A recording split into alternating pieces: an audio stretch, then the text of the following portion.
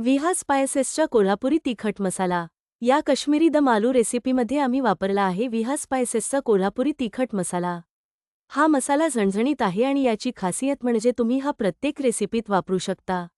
विहा कोल्हापुरी तिखट मसाला प्रत्येक डिशसाठी आत्ताच ऑर्डर करा 7219889361.